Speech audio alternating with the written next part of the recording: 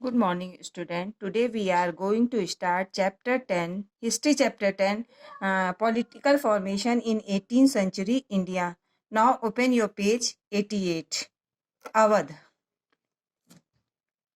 अवध ने आधुनिक उत्तर क्षेत्र पर कब्जा कर लिया। यह एक महत्वपूर्ण प्रांत था जो व्यापार एवं वाणिज्य के लिए एक लाभ था तथा उपजाऊ मिट्टी के कारण वहां कृषि फली फूली। 1722 में शहादत खां को मुगल साम्राज्य द्वारा अवध का गवर्नर नियुक्त कर दिया गया। उसके बाद उसके दामाद सफदरजंग को उत्तराधिकारी बनाया गया। उन्हें दिल्ली अदालत में भ्रष्ट नीति, अराजकता और सेना की कई समस्याओं का सामना करना पड़ा।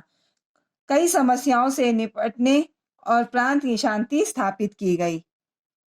बंगाल प्राचीन काल में बंगाल में समृद्ध एवं विविध संस्कृतियों का इतिहास बनाया। मुगल काल में यह मान्यता प्राप्त वाणिज्य केंद्र बना। वे कला और संस्कृति के रक्षक से मुगलों ने बंगाल पर शासन के लिए राज्यपालों की नियुक्ति की। 1717 मुर्शीद अली खां बंगाल का सूबेदार बना। उसे बंगाल की राजधानी को ढाका से मुर्शिदाबाद में स्थानांतरित कर दिया और खुद को नवाब घोषित किया। उन्होंने सुंदर कटरा और मस्जिदों का निर्माण कराया। उनके दामाद सिराजुद्दीन 1725 में उनका उत्तराधिकारी बना। अलवर्दी खां अगला नवाब बना। बाद में उनका पोता सिराजुद्दौला उनका उत्तराधिकारी बना। युवा नवाबों को अंग्रेजों की बढ़ती महत्वाकांक्षा का सामना करना पड़ा। 1757 में वह प्लासी की लड़ाई में परास्त हो गए। नवाबों के शासन में शांति और समृद्धि का विकास हुआ। व्यापार और कृषि को बढ़ावा दिया गया। द वतन जागीर ऑफ द राजपूत राजपूतों के वतन जागीर। मुगल बादशाहों के राजपूतों से अच्छे संबंध थे।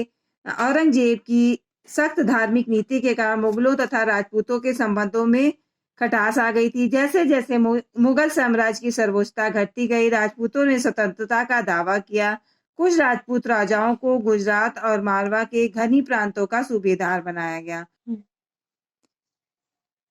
जोधपुर के मालवा राजा अजीत सिंह ने गुजरात का शासन संभाला। 1713 में राजा जय सिंह मालवा के राजा थे। सम्राट जहादर शाह ने इन पदों का नवीनीकरण किया।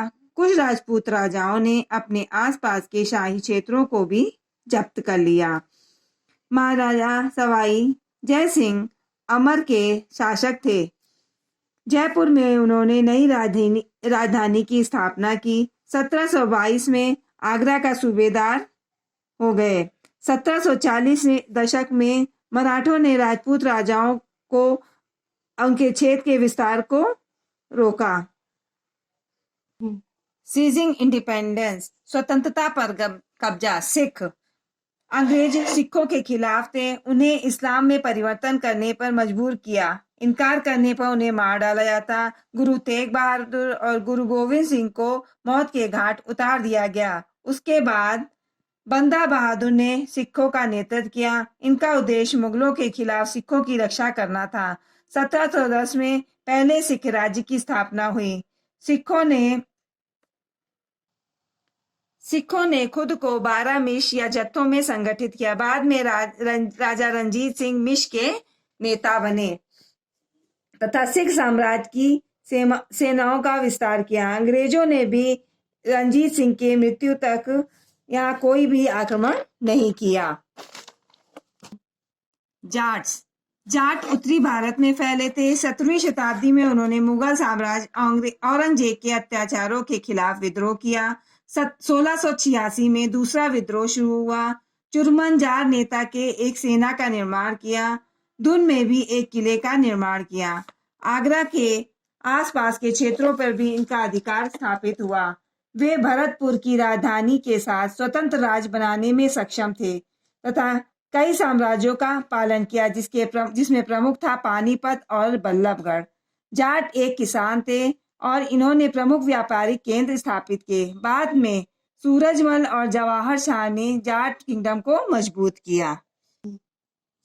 मैसूर हैदर अली के नेतृत्व में मैसूर की सीमाओं का विस्तार हुआ। उन्होंने औपनिवेशिक शासन का कड़ा विरोध किया तथा अंग्रेजों के खिलाफ 2 युद्ध लड़े। तथा उनकी मृत्यु के बाद उनके बेटे टीपू सुल्तान ने उनके मिशन को आगे बढ़ाया। ये एक सक्षम सैन्य राजनीतिक थे। इन्होंने लोगों के कल्याण के लिए काम किया, कृषि, व्यापार तथा वाणिज्य को बढ़ावा दिया।